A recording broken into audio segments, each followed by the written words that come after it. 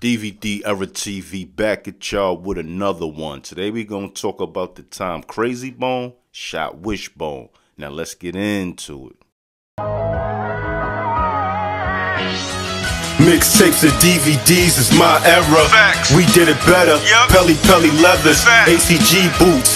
We 80s babies and early 90s when it got grimy. I was out of this world, you could not find me unless you checked the lobby. Hustling was my hobby. We was lobby boys before Jim Jones. You could catch me at Harlem eating Jimbos.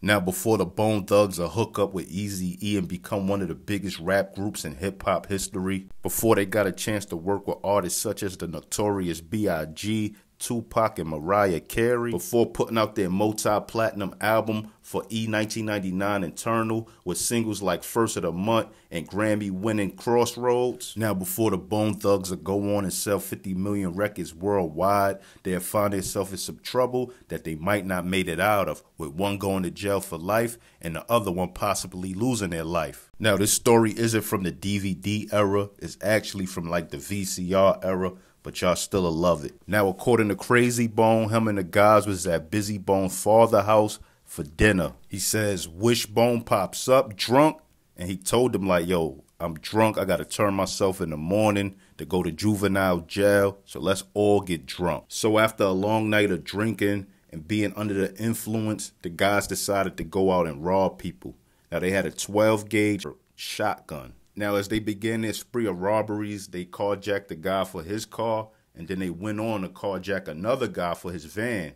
Now, Krazyie Bone and Wish was in the van, and Bizzy and Lay was in the next car behind them. Now, according to Krazyie Bone, as Wish is driving the van they just carjacked, he realized there's a box of shells for his shotgun in it.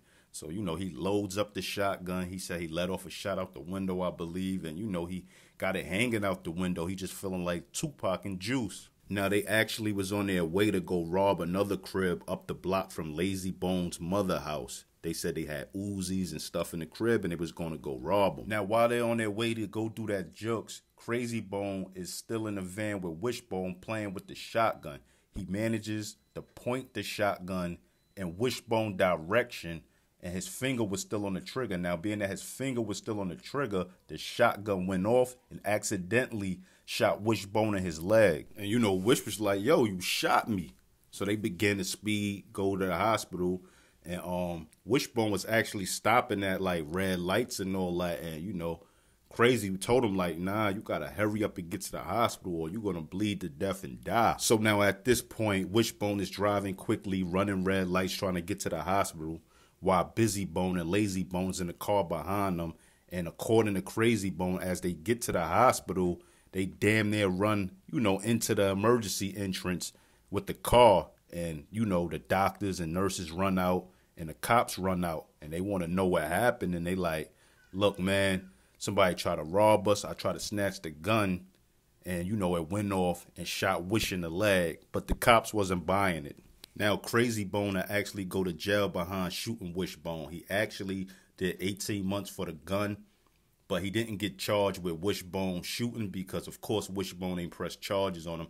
And as far as the guy they carjacked for the van, he didn't press charges on neither one of them neither, because he said, being that he know one got shot by the other by accident, that they learned their lesson and he wasn't going to press charges on them. So they kind of got away with that. But Krazyie Bone did do 18 months for the gun. Now, this whole incident happened when they were very young. They would go on after this and get a deal with Eazy-E. They had a situation before that and all that. And, you know, they kind of was riffing over that. But they eventually get signed to Eazy-E, all of them. And, you know, they eventually go on to sell 50 million records and be one of the biggest hip-hop groups in hip-hop history. But anyway, this is just an interesting story I wanted to share with y'all. But get in that comment section and tell me what y'all think. Like, comment, subscribe, and hit that notification bell. More content coming. 1.